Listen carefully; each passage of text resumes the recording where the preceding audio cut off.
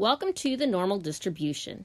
So we're starting some real statistic stuff with, of course, the probability. So if you find this stuff interesting, you might be interested in my statistics class next year. I'd love to have you. So normal distribution. What is a normal distribution? If you guys have ever heard of the bell curve, that's a normal distribution, where the data you have, most of it's going to happen in the middle here. That's why it's high.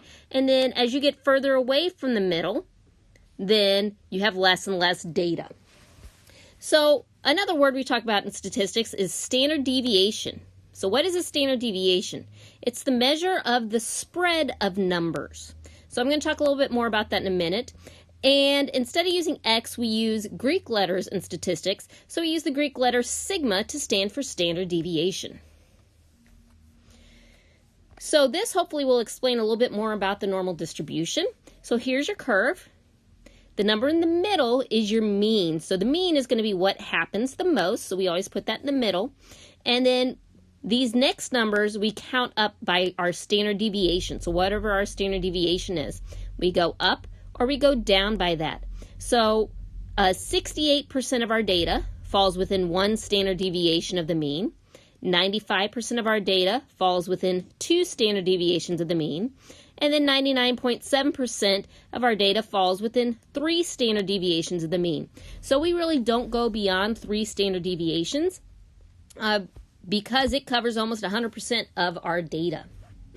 So let's see what the data looks like. We're going to start with a normal distribution has a mean of 45.1 and a standard deviation of 9.6. Find the values that represent the middle 99.7% of the distribution. So for every single problem, first thing I want you to do is I want you to draw your normal curve, and we're going to put the numbers in it. So in the middle we said is our mean, which here was 45.1, and then we're going to count up 3 standard deviations and count down 3 standard deviations. So if our standard deviation is 9.6, I'm going to count up by 9.6. So 45.1 plus 9.6 would give me 54.7. And then if I go up 9.6 again, that would give me 64.3. And then if I go up by 9.6 again, we get 73.9. Now going the other direction, instead of adding 9.6, I'm going to subtract 9.6. So if I subtract 9.6, I get 35.5. And if I subtract 9.6 again, I get 25.9. And then I subtract it again, I get 16.3. Now that we have this, I can answer any question from this situation. So it says find the values that represent the middle 99.7% of the distribution. So what we want to do is we want to continue to go back to this picture. We look at 99.7, so that is 3 standard deviations down and up. So we're going to look at the numbers that fall within there. So our lowest number here was 16.3. So it's going to go from 16.3, and then we're going to write this the mathematical way. It's less than X is less than, and it went up to 73.9. So that's going to be our spread, or our middle 99.7% of the distribution. Now the next question we have over this, same situation, says what percent of the data will be greater than 54.7? So we need to go back to our normal curve here, and it was 54.7. I see 54.7 right here, which was 1 standard deviation up from the data, and it wants it to be greater than. So let me go over here. Here's my 1 standard deviation. If I want greater than, I want to look at the percentages that go above it. So it's 13.5 and 2.35. So what we're going to do is we're going to take that 13.5 and we're going to add the 2.35, and then we get 15.85%. So 15.85% of the data was above 54.7. Okay, so now we're going to go on and talk about some word problems here about when would we actually ever use this.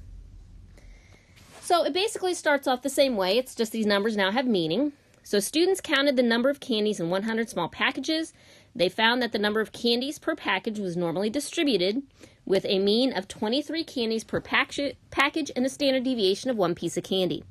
So we're again going to draw our normal curve. What goes in the middle is our mean, which is 23.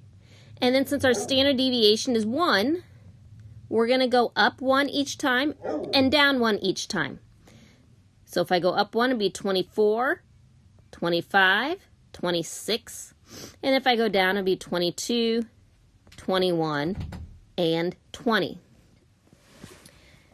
Okay, so from there, let's read the problem. It says, about how many packages have between 22 and 24 candies? So we see the 22 is here, and the 24 is here. So it is one line above and below the 23. So we're going to go back again to that picture.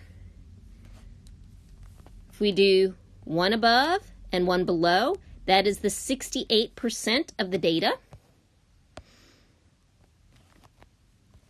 So we're looking at 68%. But what you need to notice is in this problem, it didn't ask for a percent. It did not ask for a probability. It says about how many.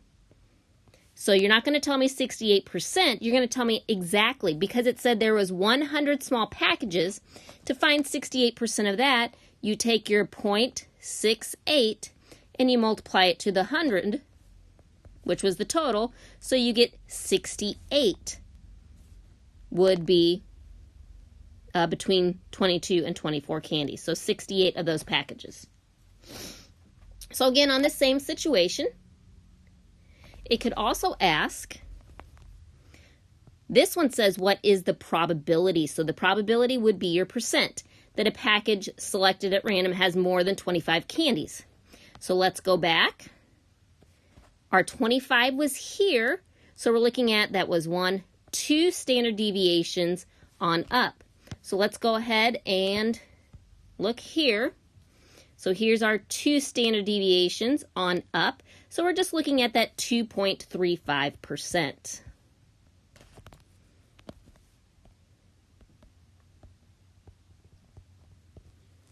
And because this one asked for probability, that would be it. So I wanted to go ahead and go over the last question one more time, just to make sure we understand.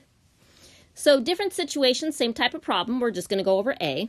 The number of friends per member in a sample of 820 members is normally distributed with a mean of 38 and a standard deviation of 12.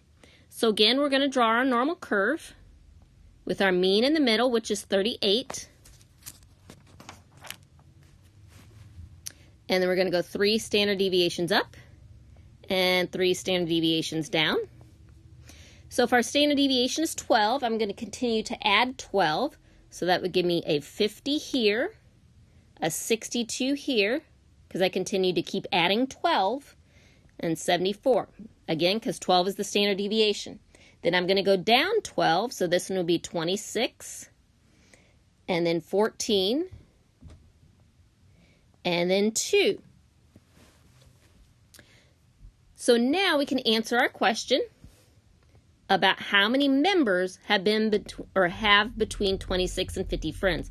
So again, it's asking how many, not probability. So how many means do not give me the percent. So if we're looking between 26 and 50 friends, I see the 26 here and I see the 50 here. So from 26 to 50, again, that is 1 standard deviation. So if we look at the 1 standard deviation, that is going to be that 68% because we go down 1 and up 1. So 68%. Again, because it asks for how many, I'm going to take that 0.68 and I'm going to multiply to the total that's in the sample, which is 820. When I do that, that gives me 557.6. Now, we cannot have 0.6 of a person, so the best thing to do on these is we just go ahead and round it up to 558 people. And that's it.